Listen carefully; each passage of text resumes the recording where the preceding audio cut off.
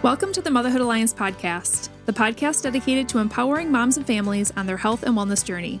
I'm Brittany Suttner. And I'm Andrea Rinkus. Together, we're here to explore holistic approaches that go beyond conventional medicine. Each week, we dive into topics that matter most to you. Everything from nutrition and mental health to alternative therapies and natural living. And whether you're a new mom navigating the early stages of parenthood or a seasoned pro looking for new ways to support your family's well-being, you're in the right place. Even better, all of our guests are local small business owners who you can actually talk to and work with. You can learn more about today's guest and connect with hundreds of other health and wellness professionals through our informative and easy-to-use directory at motherhoodalliance.com. Before we get started, keep in mind that this podcast is for informational and educational purposes only and is not a substitute for personal healthcare advice. Please consult your healthcare provider before making any changes based on the podcast content. Thank you for joining us on this journey. Are you ready to help your family thrive? Let's get started. Hi, we are Britt and Drea from motherhoodalliance.com, and we are excited to welcome you to a 4-episode series with Corinne Zuleger, a certified brain health trainer, neuroencoding specialist, advanced certified trauma practitioner, John Maxwell leadership team member, yoga instructor, and empowerment coach. Additionally, she is trained in subconscious and hypnosis work and serves as a licensed teaching partner with Empowered Living. Corinne's coaching approach is rooted in her signature framework, the 6 Anchors of Wholeness, and she specializes in helping moms and women who feel overwhelmed, disconnected, or unfulfilled, often weighed down by guilt, perfectionism, self-doubt, or hidden grief. As you'll hear in her episodes, her mission is deeply personal, which is why she is so passionate to help women break free from negative self-talk, past traumas, and anxiety over the future. Outside of her coaching, Corinne hosts the Secret Keep Hers podcast and cherishes time spent with her husband of over 30 years and their 3 grown kids. We hope you are ready to learn as much as we did from Corinne. Let's jump into today's episode. Hey, everybody. Welcome back to the Motherhood Alliance podcast. We are back here with Corinne, and we are so excited to dive into this episode, especially following the last one where we talked about rewiring your brain and breaking free from the guilt and the perfectionism, the overwhelm of being a mom and just a human in general. In this episode, we're going to be talking something, it's called ants. And we're going to be talking about some of the techniques that you had referenced in the first episode. We're going to be talking about what those are and kind of how to apply that to our lives and practice that in everyday life too. So can you explain what ants are and why is that important? So ants are something that Dr. Daniel Amen coined. They're automatic negative thoughts. And so this is your inner critic voice. This is, your life is humming along, and then all of a sudden something pops into your mind, and that would be the automatic negative thought. There are many different types of ants. And just to kind of quick go over some of them, that they're all or nothing thinking. This is where we're extreme thinking, like all good or it's all bad, and there's never a middle ground. And these could be thoughts where you're applying it to yourself or you're applying it to others, a situation or others. Okay. Others, the world around you. Sure. And this could be like, I'm not perfect, right? So therefore I'm a failure because, it's got to be perfect. Always or never, you hear this when people talk, and I really pick it up so much more is it's always this way. Oh, yes. It's always that way. And it's, it's never, he never, she never. And when you're listening, now I'm like, I say, always. Right? Because it's not always that way. The focusing on the negative, we're programmed that way. So, like say somebody compliments you, and you could get 100 compliments, but somebody says one thing, and that's what we focus in on. It's like, well, the need to be perfect. Fortune telling ants. These particular ants are, I predict the worst possible outcome. I mean, catastrophe it, right? It's like I've got the crystal ball, and I can already see that really terrible thing is going to happen. I just know the meeting is going to go terrible. Or the kids, I think, say these sort of things, Yes. right? It's going to, I'm going to fail at that. And, so they're groomed to, I think kids just in collective, right? Mind reading ants. This is believing that you know what somebody else is thinking. Yeah. And that's a good one because my husband and I have been together for 33 years, and I'm good, but I'm not that good, right? I was really hoping we'd be able to read our spouse's minds by now in some ways, or at least they could read my mind when I want something to be completed. I feel like I can read your mind better than my, and vice versa. It's the sister It's a bond, I guess. It's a sister thing. That's 100% true. Is it? Yes, it is. Yeah. Yes, it is. Just from the biological standpoint and the shared cells that you two have, that you can definitely. Oh, I got little goosies thinking about that. So yeah, my sister were like, people thought we were twins because we literally could complete each other's sentences and stuff. But that's. Well, I definitely know what you're thinking sometimes. Yeah. We just know. Yeah. Oh gosh. However, mind reading ants can get us into trouble. Okay. So, she didn't say hi to me, so she must not like me. Right. We just don't know what people are thinking. Thinking with your feelings. So, assuming that your negative feeling is what is the truth. And the truth really lies somewhere in the middle, right? We have a universal law, the law of polarity, right? We have, good and bad, and then there's everything on the continuum in between. So I feel worthless, so I must be worthless. That's not true. Guilt beating ants. I think this one's a big one with moms. Oh gosh. Right. Shoulds, musts, ought to. I don't know how many people say ought to anymore, but I should. Oh, should. I should be doing this. I should be doing that. When what you need to be shoulding is you need to sit down, relax, put your feet up for 15 minutes and do some breathing. Labeling ants. We will see this with kids, right? I'm so stupid. He's stupid. And I'm such an idiot because I did this thing, or he's a jerk.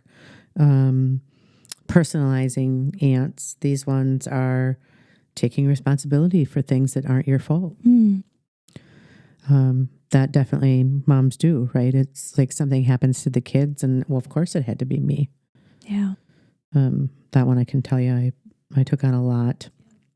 The blaming ant, and we see a lot of this one in our society as a whole. Instead of owning your piece of it, there's that. It's so much easier to project the blame out. It's my fault. My life is a mess. Or his fault. My life is a mess. Is it his fault? Because everything is choice, right? So we do what we do. So those would be the ants. Yeah. That's a lot. I see that, and my kids do almost every single one of those, and I know I've done every single one of those in the past, and I have a lot to work on. So I think the big question is, and the title of this episode is, how do we rewire these when we are constantly bombarded with this negative self-talk? Yeah. Yeah. So the thing about the inner critic and that voice in there is we get to question it. We talked in the last episode about its thought, feeling, action, result, right? As I think, so I feel. As I feel, so I do. As I do, so I have. So we want to be able to take the thought and change it. We want to give it a new face. And so in that, you can practice something called the stop technique. And so, so one of the fun things that I do with the inner critic is I like to give it a name, right? So it's kind of, right? If you can give it a name, it becomes kind of real to you. So when I start to hear the little voice in my head that's telling me some lame thing like, Like, I really want to do this thing. And then the little voice comes in and says, oh, are you really sure? Like, you might screw up. And, all of the stuff starts, are you worthy enough of that? And the little voice, and her name is Nancy. Okay. And I named my Nancy because Nancy is negative. She has a couple of friends that she likes to bring along. So sometimes she brings Judy, and Judy's really judgy, or Victoria, because Victoria can be kind of vicious, right? So I give them these fun little names because when it pops up, then I'm like, oh, there's Nancy, right? And I stop her. I love that. Like, I love that idea of doing that. Just give them a name. But the stop technique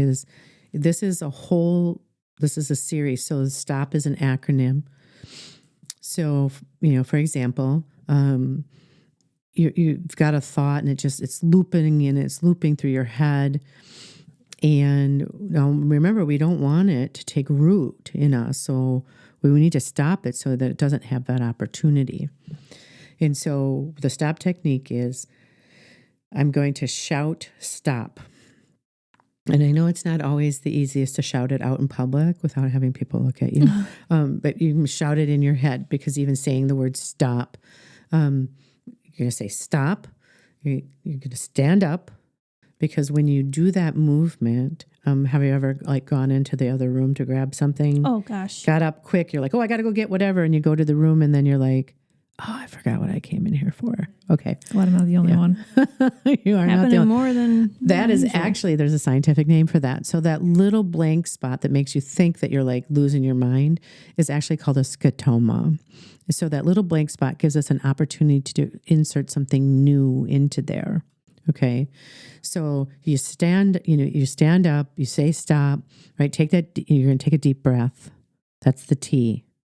I like to put my hand on my heart. I take a nice deep breath. Then what's the outcome? The O is the outcome. What's the outcome that I really want, right?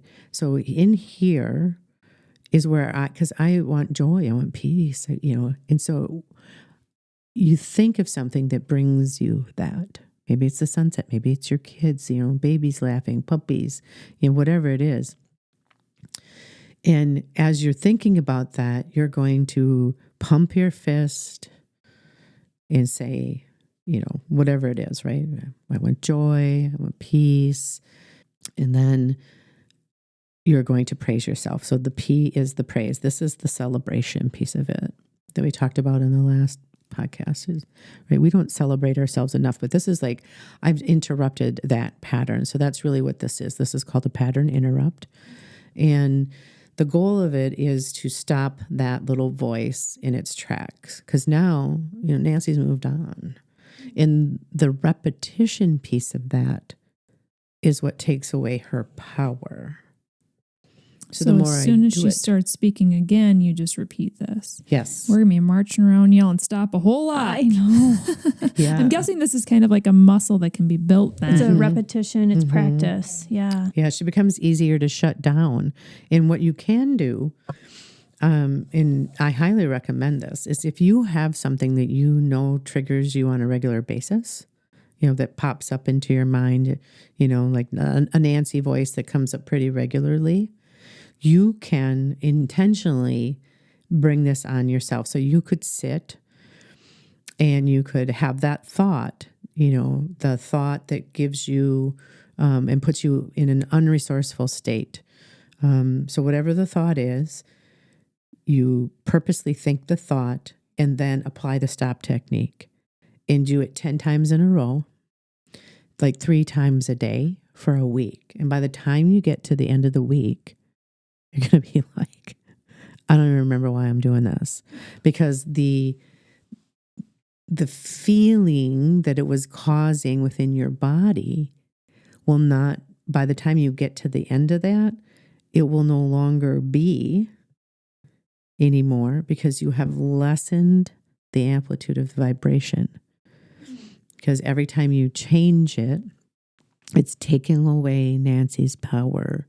She no longer has that power, and it gets less and less and less. And then finally you've rewired the pattern within your brain, and She's no longer thinking that thought. Not that she's not going to think something else, but every time you do this, you can take down a different thought process that comes up on repetition. I know you also talk about anchoring calm and joy. So is that kind of the next step, is you kind of stop the negative and then you anchor in the good? Yes. That's all part of the process. And you have the ability to anchor in, peace, love, joy, patience, kindness, gentleness, right? All the fruits of the Spirit. You have that ability to anchor them into your body.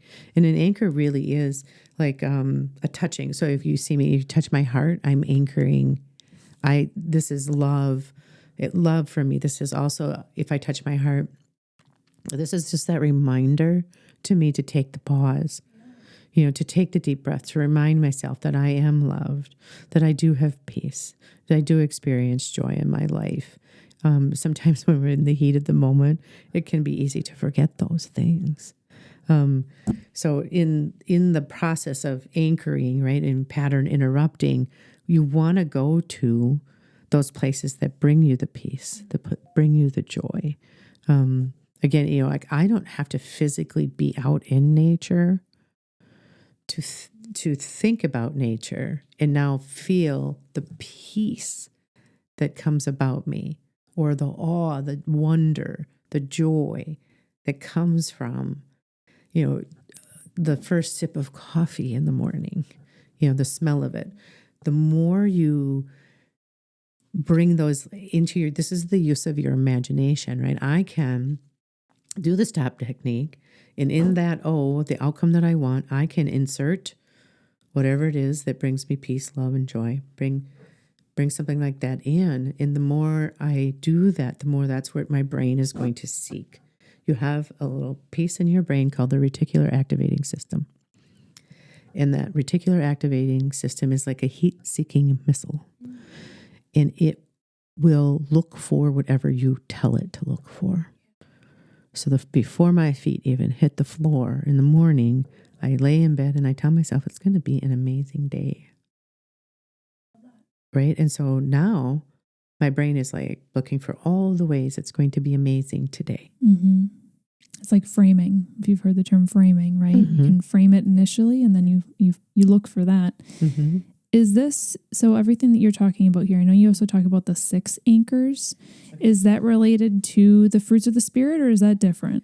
No. So this is something that I actually came up with as a framework for coaching, really looking at, how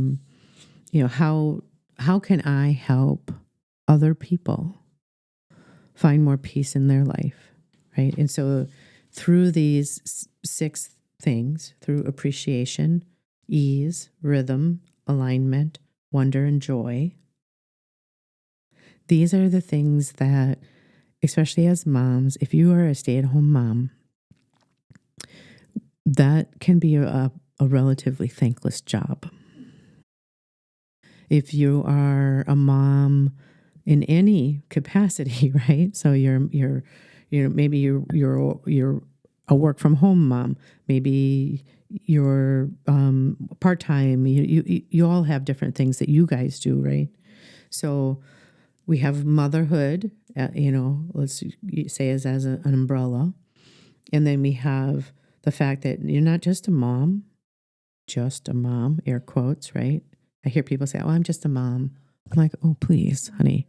You're like the scheduler, chief cook, bottle washer, grocery shopper. Like there's so many tasks that go into that. We had one guest that came on and she said, I work full time as a mom. And I'm like, I love that. I feel like people should be saying that. Yeah, I work full time. Yes, you as do a mom. work. Mm-hmm. You absolutely work. And for often, it can be overlooked. It's like, as a mom, you have that whole job, and then you may work outside of the home as well, or inside of the home, and you're running all of the things, and we can forget the little things though that bring us joy. So this is about having that ability to see it. So I know a lot of people keep gratitude journals. Right? This is just even appreciation for what can I look around and what can I have appreciation for? I like to say like, I can be thankful for things that have happened. And then I can have gratitude for what's coming, be grateful for what I can see coming. The ease, the simplicity. This again, like, is moms are like, oh, everything needs to be perfect. And if the table doesn't look this way for the Thanksgiving dinner, or, if the Christmas tree doesn't look this way, or in all of those pressures that we put on ourselves, again, taking a step back and like, what is the most important thing? Honestly, Yes. I don't think our children, other than having pictures, really remember what the Christmas tree looked like. No, they just remember the feelings. The feeling of it, that right? day, So if I'm yes. anxious and I'm on edge because I want everything to be perfect, that creates that within them as well. That's what they're going to remember. That's what they're going to remember, right? Then there's the rhythm of life, right? This is providing yourself with the support structures. When somebody, if you have a newborn and somebody says, I will come over and clean your house or hold your baby, like, take them up on that, say yes, because people don't offer stuff like that unless they really mean it. But we're like, oh, no, I got it. I can do it all myself. I can shoulder it all. I can do it all. No, you can't, because you will break. You will break at some point. And then looking at the alignment piece of it. We talked about newborn stage, right? That newborn is a stage, and you're gonna, just messy hair, messy kitchen. The time right now is to nurture your body and your baby. And ask somebody else to come and help with the other stuff. Get some help with, or have your husband help. But that's temporary, right? Then we move into the other stages of it. And as we recognize that life is truly about the harmony, piece of it, that this alignment part, that you're not going to have balance. People say, oh, do I have good work-life balance? Sometimes, like in a newborn state, that's going to require you to have so much more on one end than the other, right? And then you get into the season of life that I'm in, and I have all the time in the world, right? And so if I were to look back at thinking, oh, somehow I'm not measuring up, and there's just not enough credit given to what it takes to raise a family. And to me, it was the most important job I had. But yet, when I went out and I would have conversation, I have one particular moment, and I was out with some, I had started to stay home, and I was out with some former colleagues at a wedding. And, the guy that I was talking to, he was listening to me, and I'm rambling about my kids because that's what I do all day. And this woman sat down next to him and said, oh, let me save you. I'm sure you're bored. And I was like deeply wounded in the inside of me, because it was like, wow, I know I'm not doing like great, corporate type things or whatever. Yeah. But I believed that I was doing the most important job, and I was raising human beings to be good human beings. So I'm very cognizant of that when I'm talking to other women about like what life looks like, because that's so important. But we get into, to wonder, can I do a look around, and do I see the beauty of the world? Can I go out and appreciate the flowers, the grass, even the snow that we get here in Wisconsin? And then joy, right? The fastest way to happiness is through joy. And what brings you joy? Make a list. Yeah. Like I said, puppies, babies, little babies' feet. Oh gosh, Oh my yeah. God, yeah. Yeah, the smells of things. Yeah. Yeah, like lilacs in the spring, the sunset, the sunrise, the sound of the waves of the water, any of those things, that, make a list of them. So sometimes, if you are having a day where you're like, nothing is right, nothing is working, you can grab your list and be like, you know what? There are all of these wonderful things out there, and I'm missing that because I got a quarter in my eye. My husband and I went to a retreat, a marriage retreat, very early in our marriage called A Weekend to Remember. And we, this gentleman, an older gentleman, talked about, he told the whole story about something. And he talked about the quarter in your eye. And he's like, everybody take out a quarter. And this was back when everybody carried cash. and he says, take that quarter and, hold it way out away from you. And he's like, see, it doesn't block anything out because it's way far away, right? But I'll take that quarter and put it in your eye. And then it's like, now you can't see one side of the story, right? Yeah. And so it was so powerful. And sometimes we'll say to each other, do you got a quarter in your eye right now? And it's all these years later, it's carried with us. Right? Because we can do that with life. So with, using stop techniques, reminding yourself that there is a lot to be grateful and thankful for out there in the world. Pattern interrupts, like we talked about, rewiring your brain to look for the beauty. What is it that you truly want at the end of the day? Mm-hmm. And you shared your story a bit in the first episode, including hitting rock bottom. But that's not where your story ended. I'm sure it's been quite a journey to rewire your own brain. So just briefly, can you continue your story from where you were at rock bottom and how did you start applying these techniques to get, you're not perfect today either, but you're a lot farther along. So right. Well, perfection will come when I die, because there truly is no such thing as perfection within us as humans. We're here to evolve. My story really went on with me moving through and understanding what was happening with my body. Really, it was like I was emotionally, dysregulated. So the steps that I took were I went to therapy in the beginning. I was prescribed some medication. I took it for a while, and to the, where I got to a point where I felt really healthy. And I know we're going to talk about that kind of stuff later. But it took a series of events for me to finally get to the point where I was like, something really needs to change. And that would be, I lost my dad to substances, and then in 2006, and then in 2011, I lost my brother to substances.